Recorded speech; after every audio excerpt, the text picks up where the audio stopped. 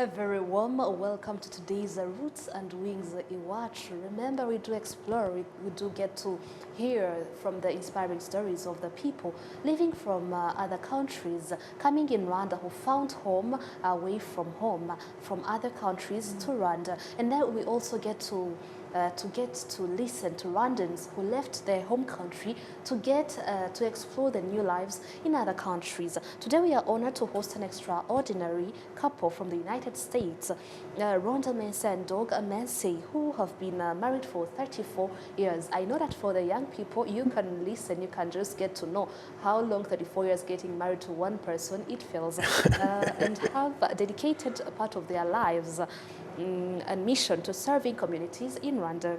Together, they are founders of Hope Springs Africa, an organization committed to bring hope, dignity, and opportunity to families living in rural areas through education, nutrition support, clean water access, and healthcare assistance. At the center of their work is the Renewal Hub, located in Ruhango district, where children and young people are gaining computer and digital skills that prepare them for a global connected future. Through their programs, they are not only addressing immediate community needs, but also powering the next generation through education and leadership development. What makes their journey especially remarkable is that all began with one encounter, a young Rwandan girl named Sifa, a moment that deeply touched Rwanda's heart and opened a lifelong connection with Rwanda. This afternoon, we'll explore their inspiring journey, their passion for Rwanda, the vision behind Hope Springs Africa, and how faith, love, and long-term commitment can create lasting impact across community. Please join me to welcome Rwanda and Doug Mense. Welcome very much. Thank you. Thank you so much. Very much. Okay, we are totally glad to be having you here. So glad to be here. Yes, to start with, you have been married for 34 years.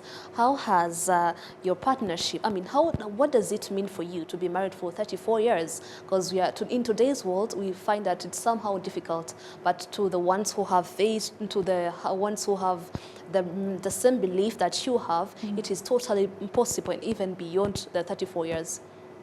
It's truly a blessing. It can be done, yes, and it can be done well. Oh my gosh, I so love my husband, and we are friends. We're partners, yes, we're friends, we're in ministry together, and yeah, we're in it for the long haul. Definitely. How about you, Doug? In short, I'm the right hand, she's the left hand. Both are important. Okay, that's totally nice. Rwanda, you mentioned that your journey to Rwanda began with a divine encounter with a young girl named Sifa. Can you take us back to that moment and explain how it transformed your life? Yes, so it was truly a divine encounter, one that I did not anticipate at all.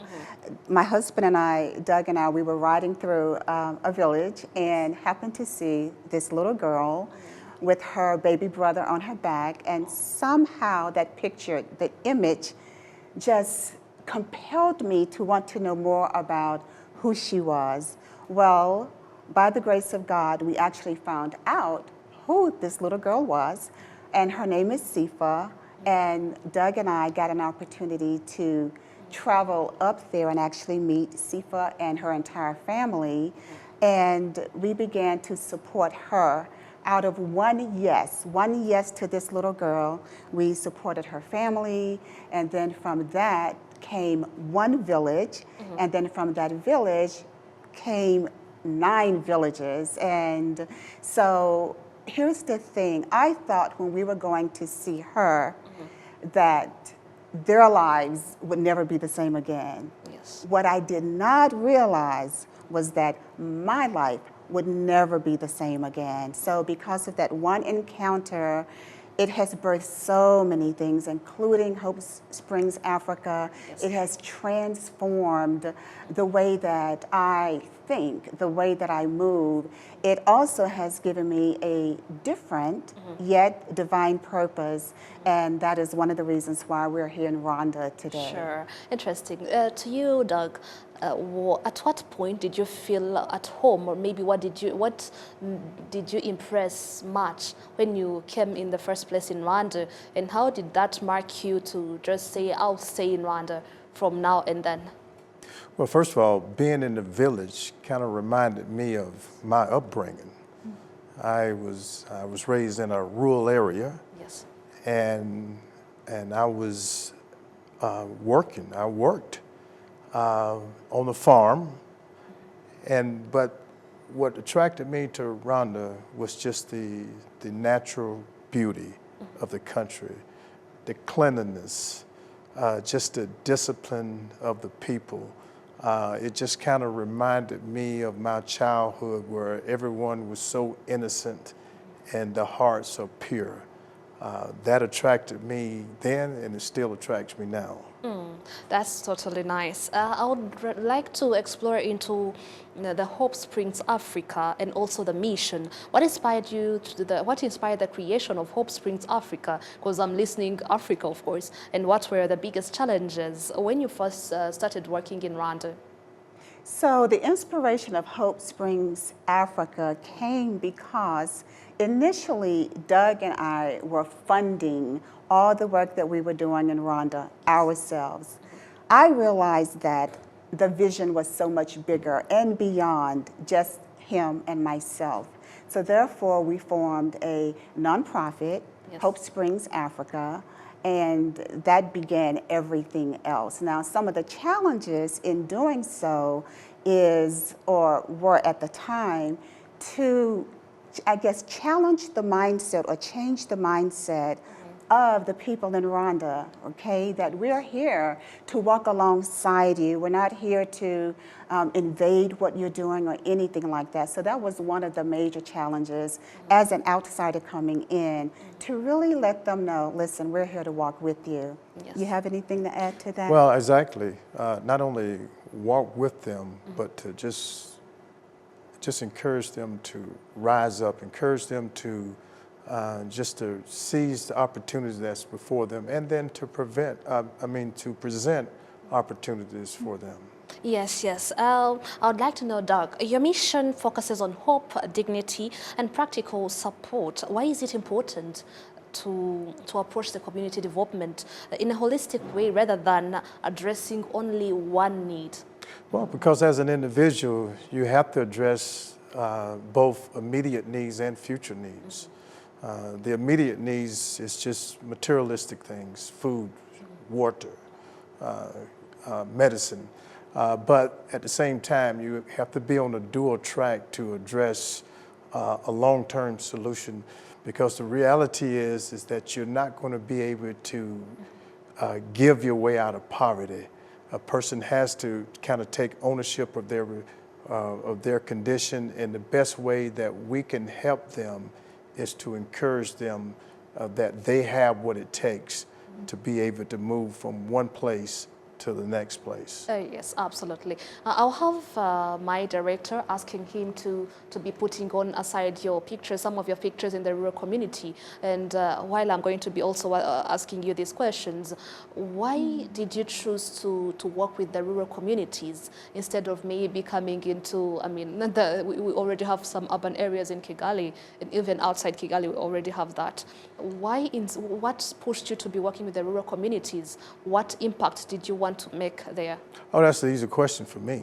It's because I grew up in a rural community. My life as a young person, as a 10-year-old, Yes. similar imitates the life of the people I see in the village. And those are the most vulnerable ones because they're often overlooked. So the rural areas, the villages, granted, they are the place that we're beginning, but we're looking at the entire country of Rwanda. Yes, yes. And concerning also the education and the renewable hub, why did you choose women I mean, certifying women with all the education that you're giving them, and also trying to teach young people in the rural communities using technology, using some computers, something like that? Well, as far as teaching women specifically, is because women truly are the backbone of the community. They are. And so oftentimes they're overlooked. Yes. And if they know their worth and if they know what they're capable of, then I firmly believe and have seen that they will rise to our expectations. So someone needs to come in and speak life to the women, show them the way, so that their daughters who are looking up to them can then emulate that as well. Yes. Now, you mentioned also about the renewal hub and the computer training, and I'll let you address that. Well, it's simple. With the computer training now, with the advent of all the digital skills, we are in a new era. And what that does, it gives the people of Rwanda an advantage, because now the people of Rwanda have access to be able to close the gap, the poverty gap, a lot faster. And the fastest way to close a poverty gap is through education, and being able to tap into the outside world and compete on a global level. Can you share with us maybe some success stories concerning what you did in the community?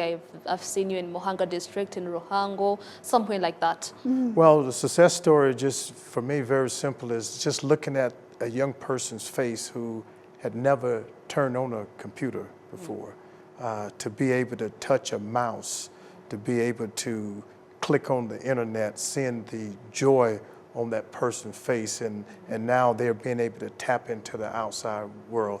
For me, that is a success because it stimulates the desire to learn and just be more engaged. Yes, and for me, I would say one success story begins with Sifa, the little girl.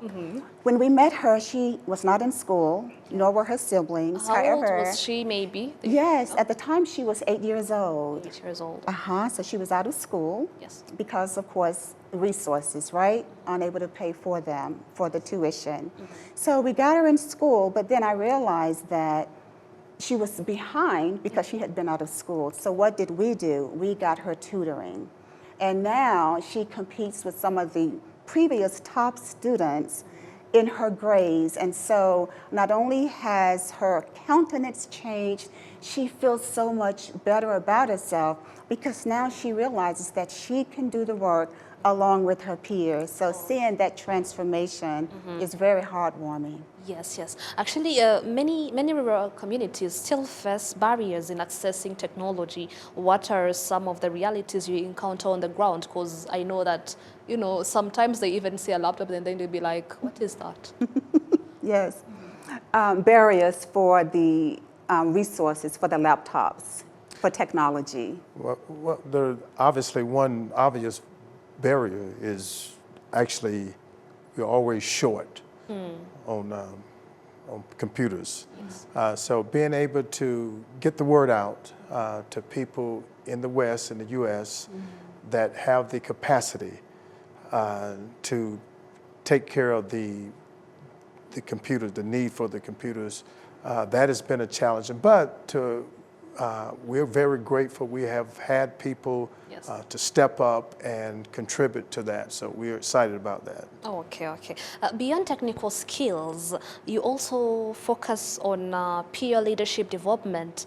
You've mentioned earlier that you've been about leading with focus, something like that. Why is leadership training important for young people today, in today's world, from what you see in the USA, here in Rwanda, and also the countries that you've been across to? Well, I'll answer that. As a young person, people that are leaders, it's an innate gift by God.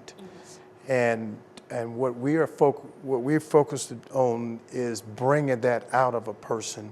And you only need one leader to effectuate change in an entire nation. Nelson Mandela, one leader. His Excellency Kagame, one leader. So we're trying to bring up and raise up that leader and have that leader just multiply and bring everybody else up along with them. Yes, yes. Let me just skip into the part of Rwanda and community transformation. Rwanda, you say that Rwanda is no longer a place you come to visit, but you found home in Rwanda. What does Rwanda really mean to you personally today? Oh my gosh. Rwanda, to me now, is my purpose.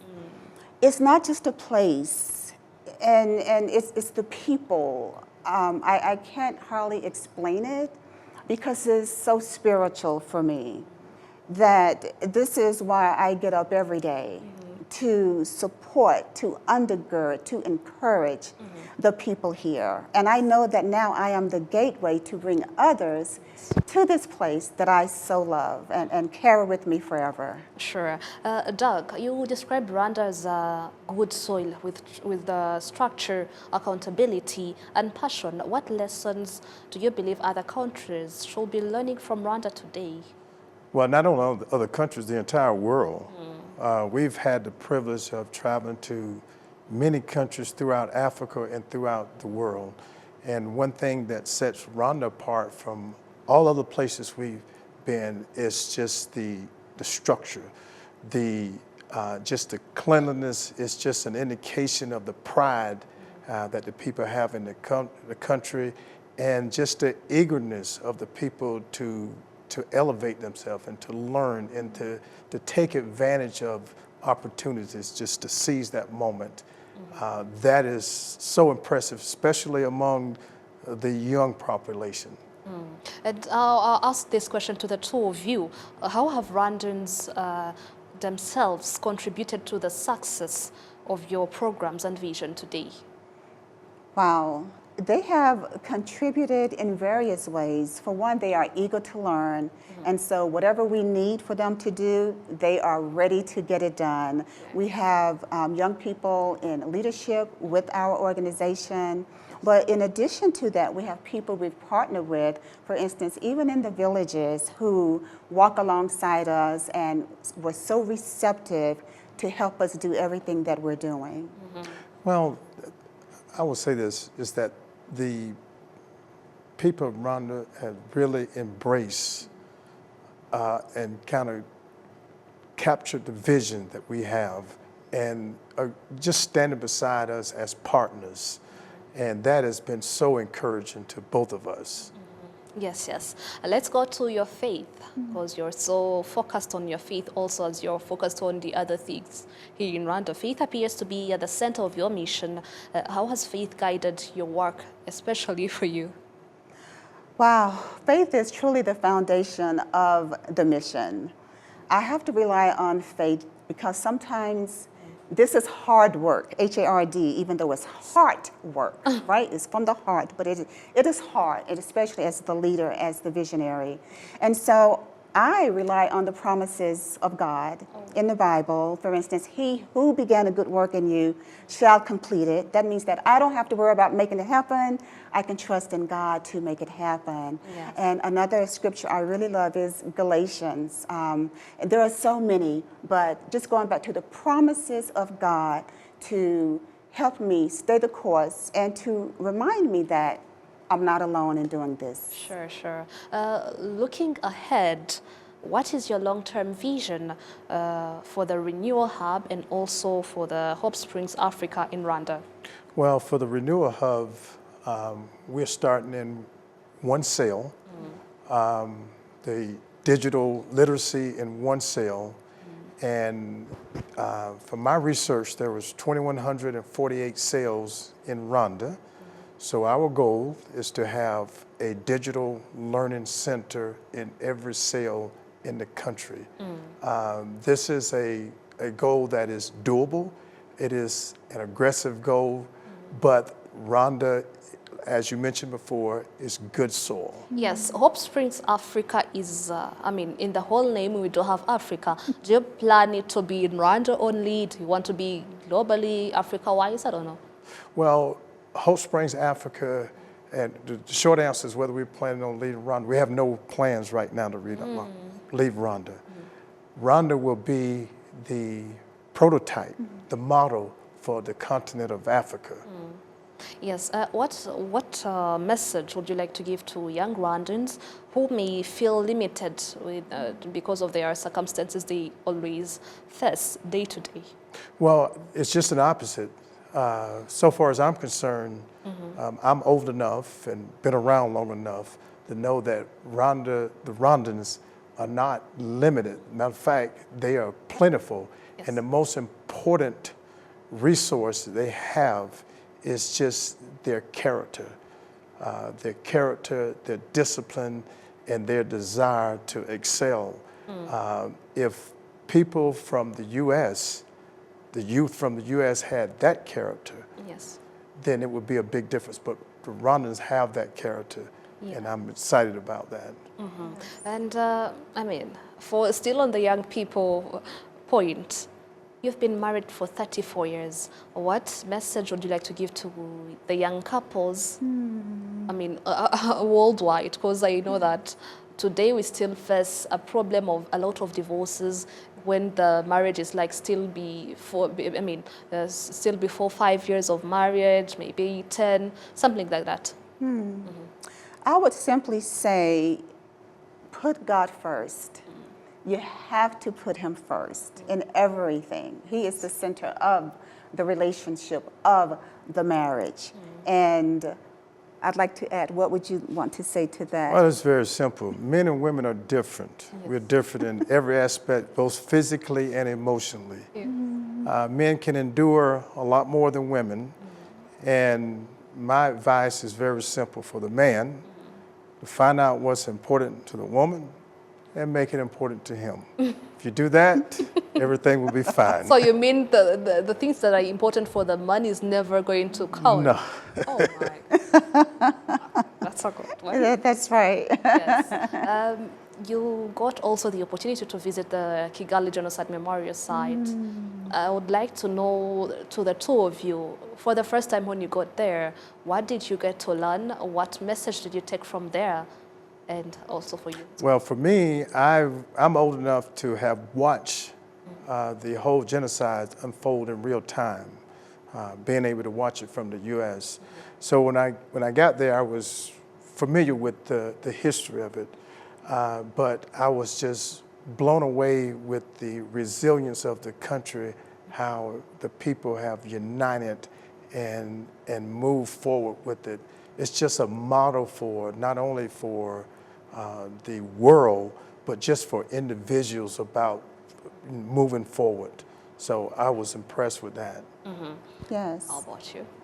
For me, I was heartbroken, obviously, to think that such a thing could even happen, right? But at the same time, I was so encouraged to see how Rwandans have risen in spite of that, and how you all have united in spite of that. And those are lessons that we can learn. Yes. Exactly. The history itself, you already know about it. I mean, the whole story, you already know that. Now, what message would you like to give to the international community? Come to Rwanda. Come to Rwanda. Rwanda is a model for the world. For the people in the West, Rwanda has a lot to offer in terms of their character, just as a people. And I think as a world, we can learn a lot. Yes. And I agree. Come because you witness firsthand the resilience of the people here that stay in power. It is so admirable. It is so encouraging to see. And I truly believe that once you come and see it firsthand, you will never be the same again. Oh, okay, great, thank you. As a last question, we are going to conclude for today's show. After all these years of service, transformation, and connection with Rwanda for 4 years already, right? Yes. Yes. What continues to give you hope and motivation to keep on going? Because you're making an impact in digital training, in leadership development, something like that. Yes. What gives me motivation to continue is seeing the faces of the people who we impact, seeing the smiles, hearing the praises, it's just the thing that keeps us going for certain. Seeing hope, seeing possibility in someone from Rwanda, it lets me know that Rwanda, your labor is not in vain to continue on for the one. It may not be for the masses, but we're here for the one person. So that is what keeps me motivated. Yes, yes. What keeps me motivated is knowing that the work we're doing is certainly not in vain. And we understand that we're going to pass this off. And we're going to pass it off to a generation in Rwanda. And then we're going to charge the people that we pass it off to, we're going to charge them to pass it off to. So this is nothing that's going to be solved in 2 years or 3 years. So being able to have confidence in the young population here kind of keeps me motivated. Yes. What's the biggest impact you'd like to make in the Rwandans, specifically in the rural communities? Wow, I know for you it's the digital, the Yes, specific being able to open up new avenues of learning for individuals. Yes, yes. And for me, for the rural communities, is letting the women know that they have worth, that they are valued, and equipping them to be able to make a sustainable living for themselves as well as for their families. Thank you so much, Rhonda Macy and Doug Macy, for the biggest contribution that you're making to the rural communities here in Rwanda, because it's really valuable. And I really hope that, the international community, as Doug said, come to Rwanda to learn the history and also to fight against those who distort the 1994 genocide against the Tutsi. Thank you. Thank you for having us. Yes. Thank you. So Do much. hope to see even the Hope Springs Africa prosper day to day and also impacting a lot of people in the rural communities. Thank you so much. Thank you. Thank you. as Thank you well. so much to all our viewers. We was having a good conversation in Roots and Wings Iwachu, getting to know the inspiring and the contributions that Hope Springs Africa founders, Mrs. Rhonda Macy and Doug Macy, are making in Rwanda, more especially in the rural areas of Rwanda. My name is Anora Gladys, and this is a Roots and Wings Iwachu. Thank you so much, and have a good time. Stay safe.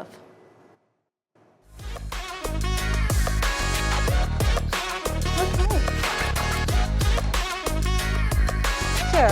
Okay.